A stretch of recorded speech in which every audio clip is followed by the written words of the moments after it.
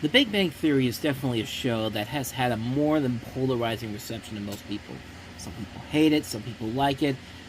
I'm personally on the side of liking the show. I mean, it's not the greatest show ever. I mean, it's a typical CBS laugh track comedy series, but honestly, I can still watch the full run of The Big Bang Theory and still get laughs out of it, which is more than I could say about the full run of Two and a Half Men minus Charlie Sheen, which, yeah, as soon as Charlie Sheen left, that show went to completely other shit. But I mean, I liked Two and a Half Men when Charlie Sheen was on there. Ashton Kutcher, I mean, I'll give him credit. He was trying to carry that load, but the last couple seasons of that show were rough. But in terms of The Big Bang Theory, it's a show that instigates a reaction, whether for the good or bad, and because of the lengthy 12-year run it had, of course it led to a spin-off series in the form of Young Sheldon.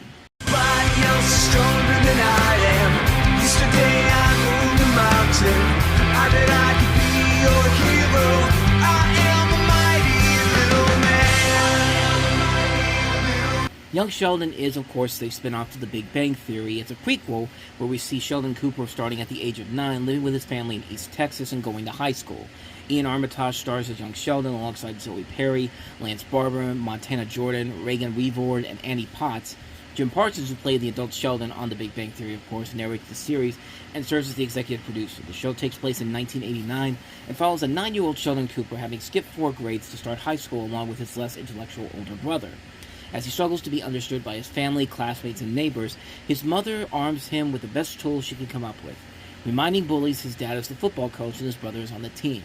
His twin sister doesn't share his exceptional mind, but she has a much clearer version of what life has in store for the young genius. And as you can tell, the big difference between The Big Bang Theory and Young Sheldon, obviously, is the fact that it doesn't have a laugh track to it. It's a single camera shot comedy series, which is pretty unprecedented, unlike The Big Bang Theory, which again has the laugh track and is a multi-camera comedy series. And it's very rare to have a spin-off series be nothing like its mothership show. I think the last shows that were able to do such a thing, I look back to like the stuff in the 70s and 80s with shows like Trapper John MD, which was the hour-long dramatic spin-off compared to the half-hour dramedy of MASH, and then of course Lou Grant, which was an hour-long dramatic spin-off to the Mary Tyler Moore Show. And I'm sure there's some other ones that I can think of that were kind of similar to that. I mean, if you want to get kind of like right in there, the Brady's from the 1990s, which we talked about on the Reviewing Network Live, was kind of sort of like that too. But then again, that show didn't last very long. And most people probably didn't even know that it even existed until I brought it up. But I digress. And to me, that's what made Young Sheldon stand out. It didn't have to result to being, the typical Chuck Lorre multi-camera laugh track comedy set piece that he's become accustomed for. And it's honestly what's made his career pretty much. But it can be allowed to be more of a traditional family comedy about middle America, like The Middle, or even Roseanne, for example.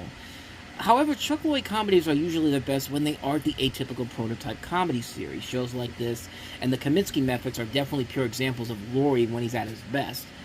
And it also helps when you have a great, strong cast led by its leading actor, Ian Armitage, who really does a good job of capturing the young version of Sheldon Cooper while also making him stand out on his own. He's terrific on the show, and hopefully he's got a good future ahead of him as an actor. I really like what he does with that role. You also have Zoe Perry playing Sheldon's mother, Lance Barber playing his dad, which, funny enough, he actually plays a bully to Sheldon in the original Big Bang Theory, which I think that's kind of amusing. Montana Jordan plays his older brother, George. Reagan Reevord plays Missy, who's in the original series by Cortland Henegler, who kind of disappears after the first couple of seasons. I haven't watched the latest seasons in a while, so I don't know if she ever comes back in there, but she kind of disappears after that.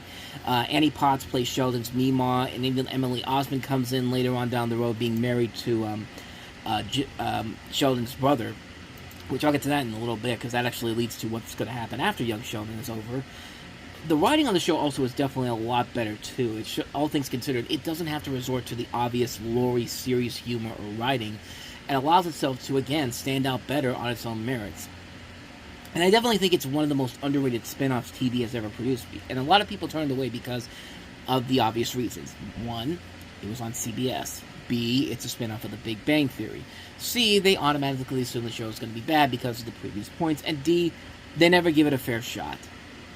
And sadly, it's a shame because I mean, don't get me wrong. Young Sheldon was a big hit on CBS, especially nowadays, where the usual linear TV watching strategy is not really that much of a thing anymore, and we use linear TV along with streaming abilities, and now you can watch the show in more of the different ways. But and I've really been liking what the show has been doing. I think it's a very good show.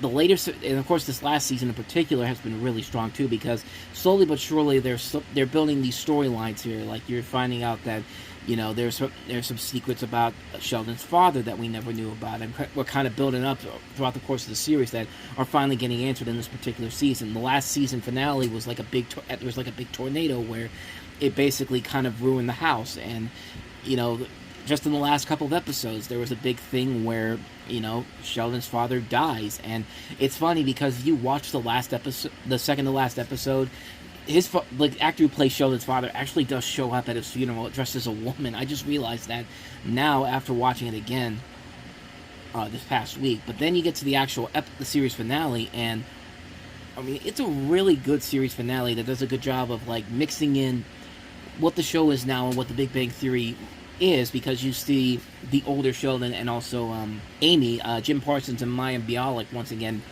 you actually see them again in reprising those characters from the show. Even as a child, I was always doing things to make other people happy. Doing things to make other people happy? You've got to be kidding me. Don't read over my shoulder. Well, are you writing your memoir or a fantasy novel? For your information, the word memoir comes from memory, and these memories are mine. And since when do you go out of your way to make other people happy? How about once a year on your birthday? Other than that, when? All the time. Sheldon, while I was giving birth, you zoomed into a seminar. You were taking forever to dilate, and I'd already made my contribution to the project, which, need I remind you, was on your birthday. I would love to dissect your brain to see which part is missing. Or you'll find an all-new structure no one's ever seen before, an evolutionary leap forward. Don't push me, I have a bone saw. All these years and the passion is still there. It feels like something straight out of the Big Bang Theory, but again, it's not the traditional Big Bang Theory style of comedy. It's a different kind of, it's a different kind of comedy than what you would expect for a show like this, and I thought it worked very well. The finale, I think, does a very good job really giving everybody closure, giving everybody a chance to, see where the Big Bang Theory eventually starts from here, because at the end of the episode, Sheldon visualizes himself in his childhood home sometime after Mary sells it, recalling one of the last conversations he had with Missy before leaving for California. And so he goes to Caltech, where a professor passing by asks him if he's lost, and he replies that he is where he belongs. And thus we get to what will eventually be the Big Bang Theory TV show. And Young Sheldon really is a criminally underrated show. I think it's one that most people look away just because it's related to the Big Bang Theory. And I think it's a much better show than the Big Bang Theory is. And I like Big Bang Theory, but this is a much more enjoyable show than Big Bang Theory is. It's a show that just stands out better because it doesn't resort to just being a retread of its original series and actually tries to do something different and succeeds for the most part. And don't get me wrong, this is no Frasier. This isn't like the Cheers Frasier thing where you have two really great shows that span 22 years on the air. And I can say without question, Frasier is the greatest TV spinoff of all time. But this show doesn't have to be that. It works on its own. It can work and be enjoyed even by the people who don't like the Big Bang Theory. And I'd say give it a try, and I really think if you go into it with the right mindset, you will not be disappointed by it at all. If you're one of those people that don't like the Big Bang Theory, and you're looking at this and thinking it's going to be the same thing, I really want you to give it a shot, because it actually is a lot better than you would think it would be. Now, with that said, that does lead into what's coming up after this, because this is doing something that's many other shows have tried to do, and most of them have failed. Like MASH tried to create some spin-offs that didn't work out, like After MASH, and then the one with Radar, and then Cheers. Actually, no, Cheers and Frasier. With Frasier, they were going to do a spin-off with Niles and Daphne that never went anywhere. And then, of course, with Friends, you had Joey. Everybody Loves Raymond was going to do a spin-off that was going to be Raymond's brother, but that never went anywhere. But now they're trying to create a third series in the Big Bang Theory franchise with George and Mandy's First Marriage. I'm Georgie. Mandy, How about while this runs, I take you to dinner? How old are you? Do not say 17. Old enough. Where you have Sheldon's brother Georgie and Emily Osmond's Mandy, who are now married and now going off to start their own life together in a comedy where you have they're navigating the challenges of adulthood, parenthood, and marriage while raising their young family in Texas. And